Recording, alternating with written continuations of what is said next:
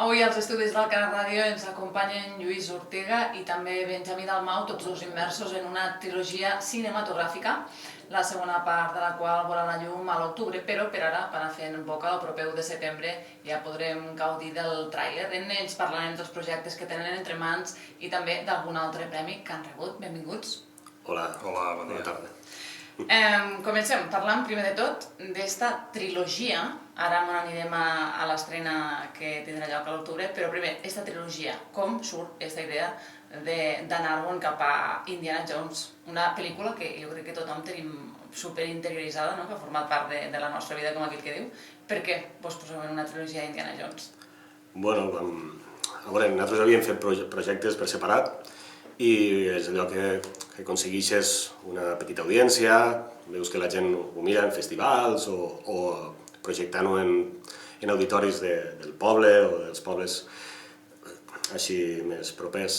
Llavors, a mi se m'ocorria, dic, jo soc molt fan d'Indiana Jones, però molt, inclús diria que malaltís i tot. Llavors vaig pensar, m'agradaria fer alguna cosa que tingués una mica repercussió internacional. Llavors, així en subtítols en anglès i que posant-ho a les xarxes socials i a YouTube poguéssiu veure des de tot el món, perquè més que res perquè Indiana Jones té fans mundials però que no s'acaben. Llavors vam escriure el primer guió i mos hem engrescat i hem seguit en una segona i una tercera part i esperant això, que tingui una repercussió molt, molt elevada de seguidors a nivell mundial. Vos preguntava abans, la gent no ho sentia, quina diferència hi havia entre este Indiana Jones original a l'Indiana Jones que feu vosaltres. I vosaltres me diu que és que hi ha aventures noves, no? Conteu-m'ho. Sí, la diferència bàsica és que això és el que es diu un fanfilm, no? De fanfilms se'n fan de moltes sagues, normalment són de les sagues més que arrastra més el món freak, que es diu d'això, com per exemple la Guerra de les Galàxies, Indiana Jones, Harry Potter i totes aquestes històries. Hi ha un Lluís, que és molt friqui d'Indiana Jones, tinc dos friquis aquí. Primer va començar en tot el tema que va començar en un noi d'allí de Tarragona, la primera part i tot això, i bé, com la cosa va tindre prou tirada i tal, vam decidir continuar. Són noves aventures basades també en les pel·lícules originals i tot això, però bueno, són històries independents de la saga original. No hem dit que en el cas de Lluís, ell és el director, també ets actor, i en el cas de Benjamí, ell és el director de fotografia i també muntador. Parleu-me d'esta segona trilogia. Me comenteu que és diferent a les altres dues, bàsicament, sobretot, per exemple, per la durada, no? La primera pel·lícula es diu Indiana Jones i la corona d'espines. És una pel·lícula on se va buscar un objecte religiós, igual que a la saga original. Llavors, a la segona pel·lícula el que fem es diu Indiana Jones, el retorn del Snyder. El que fem és ressuscitar un personatge que pràcticament havia desaparegut a la saga original i que tots els fans d'Indiana Jones sempre els ha agradat molt este personatge femení que moria a l'última cruzada. Llavors nosaltres ens hem inventat una història en quan ella torna i tenim a tota l'audiència preguntant-nos com pot ser que ella torni, com pot ser que no moris, i està l'expectativa creada. Sí. I llavors la tercera part, parla tu. La tercera part és tornar a ser una altra pel·lícula, i basant una mica en tota la història diguéssim del món, d'Indiana Jones, que sempre hi ha nazis, hi ha tot això, hem creat una història, també basada en el món dels nazis i tot això.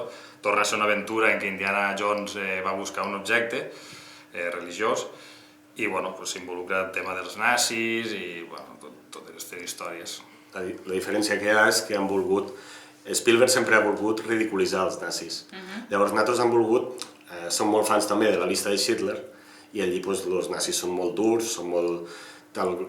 estan representats realment lo terribles que van ser i nosaltres els hem portat a la pel·lícula els nazis d'aquella pel·lícula de la llista de Schindler els han ficat al món d'Indiana Jones, inclús en fets verídics com és el castell de Wewelsburg i les atrocitats que es van fer allí, ho han portat al que és el món d'Indiana Jones, han fet una mescla i han fet una pel·lícula molt dura i el que podem dir d'esta pel·lícula és que Clar, era un projecte molt gran representar el castell de Wewelsburg perquè és un castell gegant, és un castell impressionant. Llavors el que hem fet ha sigut, vam començar a fer un treball de producció per aconseguir representar aquest castell i vam mesclar el castell d'Ulldecona, el castell de Penyíscola, el castell de Vall de Robles. He fet un castell nou.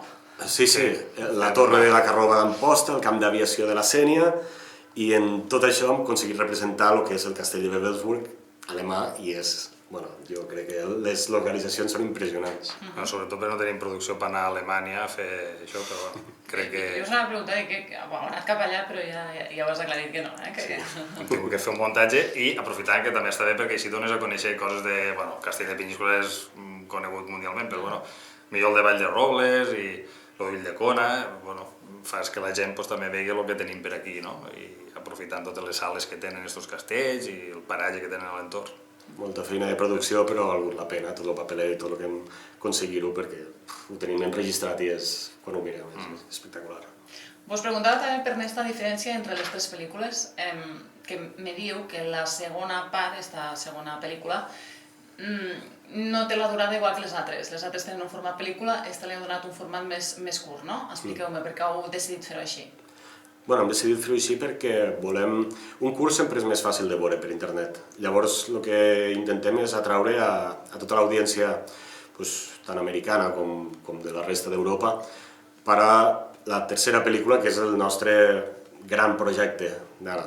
Llavors, el curs este, al ser tan comercial, perquè, com hem dit, torna el personatge d'Elsa Schneider, a part amb Amador Gisbert, que és un amic que tenim a Tortosa, ens ha aconseguit les catacumbes del Castell de la Suda, de Tortosa, d'allí del Parador, i filmar allà, que no té accés ningú, només han tingut accés nosaltres, però és molt de valorar. Crec que va dir que era la primera vegada que es filmava a les catacumbes aquestes que estan baix del Castell de la Suda i de Tortosa.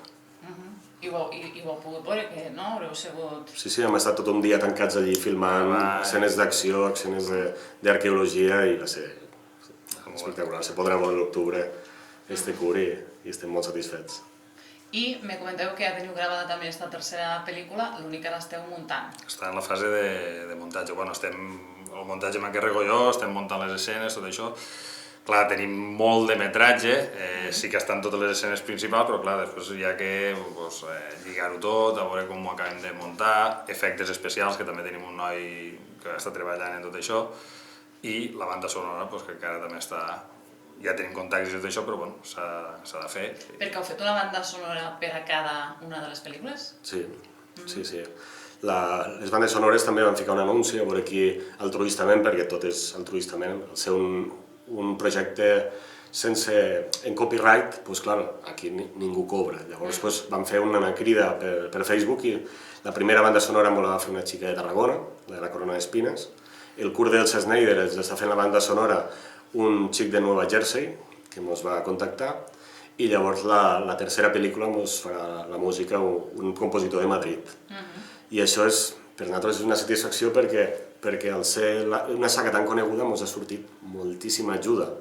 Vull dir, tant d'esponsors que ens han ajudat econòmicament en pagar tot el que és el vestuari, perquè tot el que són tratges alemanys de la Segona Guerra Mundial, tot això és caríssim. Llavors, al tindre sponsors com el Gran Hotel Penyíscola, Jardineria del Mau, que també ens ha ajudat, Brill SL, localitzacions com Villa Carmen, aquí al Canà també, ens van dir, té un hotel, tots és conegut, la Masia Rural, que és així molt d'antanyo, i ens va deixar gravar, i sobretot en quant a maquillatge, que també això és impagable la feina que ha fet estètic Sílvia Forcadell, que s'ha ocupat del maquillatge de tota la trilogia, en quant a posar-nos majos, com a fer tot el que és làtex i ferides i... Sí, els efectes, diguéssim, de maquillatge, no? Els efectes que estan fets, que no són per ordinador, però són efectes a millor de ferides o coses d'aquestes. I que no és fàcil de fer, no? I que no és fàcil de fer. I és costós, pel material que utilitzen i tot això. Que una altra cosa és explicar també el tema dels sponsors i tot això que ella explicava dels tratges i tot això.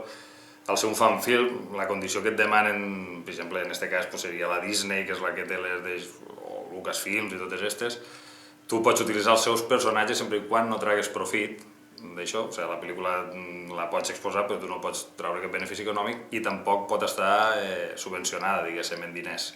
perquè ells poden dir, bueno, tu has fet aquests diners però en què els has gastat? Llavors tot el tema de sponsor ha sigut a base d'ajudes, o bé alguns ens han deixat lo local, com ell comentava Villa Carmen, o l'altre d'aquí Villarretiro, Villarretiro que és lo de Tortosa i tot això, o bé, per exemple, l'hotel de Penyíscola, que els tratges directament els va comprar com si foren per a ell i després mos donava com una cosa d'atrezzo, no? I bueno, doncs és això, és l'única pega, o l'única cosa que et fica, l'única condició és això, que tu pots fer un fanfilm, utilitzes els seus personatges, sempre indicant que no és un film comercial i tal, i que tu no pots traure ni produir-te, no pots demanar diners per financiar-ho, d'alguna manera. El més atractiu del projecte, pel que me conteu, és que vosaltres podeu modificar una història, que podeu canviar-la, que podeu donar-li vida a la Elsa Schneider com vosaltres vulgueu. És això? El poder que teniu de canviar la història? Sí.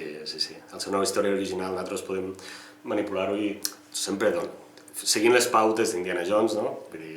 Però podem moldejar-ho com volem. Antes se mos ha oblidat dir també que a la saga Indiana Jones algo molt atractiu són que sempre, la majoria de vegades surten cavalls. I ho veia difícil, però vaig dir, vaig intentar-ho. I buscant, vaig buscar una hípica. La hípica molt hospital de la Sénia, per exemple, ens va voler col·laborar en quant a lo que són totes les escenes eqüestres, ens va deixar els seus cavalls, ens van fer de dobles eqüestres també les escenes d'acció, perquè tenim una escena d'un cavall que persegueix un camió. Vull dir, Santi, en aquest apartat, allí a la Sénia, s'ha portat magníficament en nosaltres. Dels col·laboradors, tots s'ho han currat molt, però ell especialment, perquè a part va intervindre a la pel·lícula com, ens va fer totes les escenes d'acció en cavall, les més complicades, que no podia fer Lluís o els altres d'això. S'ha fet de doble. Molt bé, no? Sí, molt bé, sí. Quantes hores diríeu, ja sé que és molt complicat comptar-ho, quantes hores diríeu que heu invertit en aquests projectes? En hores no ho sé, però en temps hem estat de rodatge 2 anys i pico, no? 2 anys i pico, tots dissabte sí, dissabte no, més o menys se podria dir. Sí, llavors eren jornades, sí, pràcticament eren 2 dissabtes al mes, durant 2 anys i mig, així aproximadament. Estem parlant només de rodatge, ara serà el tema d'això. I a part les jornades de rodatge solien ser tot el dia, pràcticament. 12 hores ens podien passar perfectament. Això és passió, eh? Sí. Bueno, una passió que també té recompensa. Perquè... Esperem. Ja vos han donat algun premi, no? Expliqueu-mos-ho.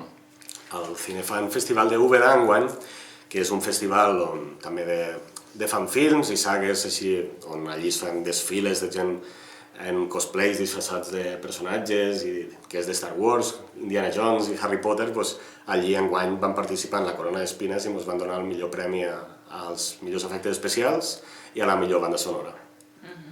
I ara esperem tornar a presentar les següents pel·lícules perquè considerem que encara tenen un valor afegit perquè, per exemple, a la tercera, que és l'esta del Castell de Wewelsburg, ens ha participat companyies de recreació històrica, com puguen ser Milites Gloriae, que és una companyia de recreació històrica que està per tota Espanya, que es vesteixen d'oficials nazis i fan representacions de la Segona Guerra Mundial, i van voler participar i van vindre tot un material excel·lent allí al Castell de Penyíscola, o a Vall de Robles va vindre la companyia de Barcelona, que és Fets Històrics, que han participat 2 vegades en la pel·lícula, una fent de templers i l'altra fent també de nazis, i també van vindre a Barcelona i van participar altruistament en el projecte. Vull dir que és que l'ajuda és... Sí, és gent que a més se dediquen a això, vull dir que se dediquen a fer recreacions històriques. Per exemple, els Milites Gloriae, no sé si és a Benidorm, però no sé, és que tots els anys fan una espècie de recreació del desembarco de Normandia i tal.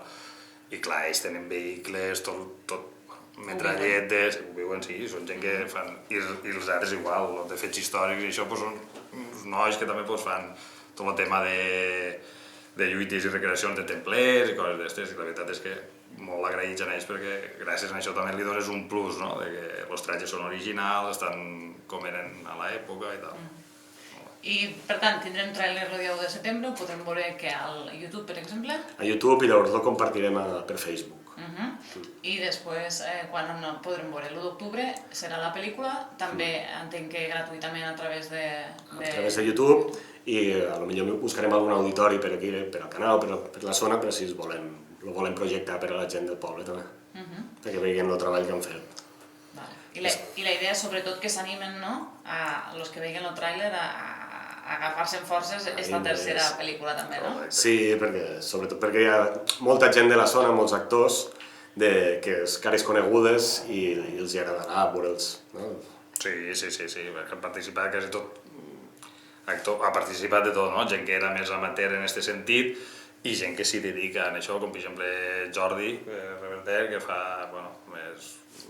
d'actor d'escenes d'acció, ha participat de diferents spots publicitaris, a pel·lícules, també n'ha fet alguna pel·lícula ja a nivell professional, i bueno, són gent que també s'hi dediquen i clar... Sergi Nebot, José Vincent Müller, també són coneguts per aquí. Llavors, de xiques tenim Aida Masip, a la Svetlana Novikova, que és d'aquí d'Alcanar també, i bueno, la Sílvia Forcadell, Dani, és que moltíssims actors, moltíssims. En quants actors i actrius estem parlant? En tota la trilogia igual anem als 100. Sense comptar els extras, el que comentaves. Com a cos principal, diguéssim, més d'això, jo crec que una vintena els hi ha. I a part, entre extras que han vingut per fer de soldats, per fer de templers, per fer no sé què, fàcilment, a l'última pel·lícula, fàcilment un centenar de persones han participat actuant. I més lo curt, més la primera pel·lícula que es va fer, això, doncs sí. I ara una pregunta més personal, a nivell interior. Què vos aporta fer aquests projectes? Contesta tu primer.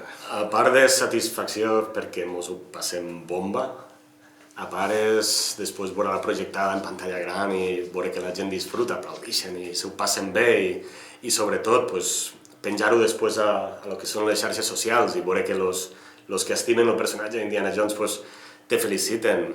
Hi ha una revista americana que es diu Indie Magazine, la Indie Mag, i ens van considerar el millor fanfilm que s'havia fet fins ara del personatge, perquè cada any surten com uns 5 fanfilms arreu del món, sobretot els alemanys, que com que ja tenen els tratges de nazis ja a l'altillo, ja sempre surten fanfilms alemanys i se mos va considerar Indiana Jones i la corona d'espines el millor fanfilm que s'havia fet fins ara. Això és una satisfacció molt gran i, clar, volem anar més. Lo curt és molt interessant i molt xulo, però la tercera és la nostra cuquet de veure si realment se mos valora tant en quant que donem la talla en la saga com en una gran producció independent. És que tu, a banda del director, ets també el personatge central. Sí, m'he animat, vaig agafar el barret i el làtigo. Molt bé.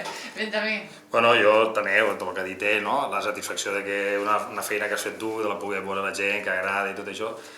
I a més a nivell personal també, jo la primera pel·lícula vaig col·laborar puntualment en algunes escenes, la dirigia un altre noi, ell feia d'actor, Jonathan Jiménez, i allí vaig participar puntualment, i a la segona ja va ser quan ell em va dir, m'agradaria que participessis, si vols fer de director de fotografia, tal, la càmera i tot això. I per mi va ser també un repte, no?, de dir, anem a veure si podem fer alguna cosa que tingui un look el més aproximat possible al cine, no?, perquè també hem de tenir en compte els pressuposts que manejem nosaltres no és, evidentment, de superproducció ni molt menys.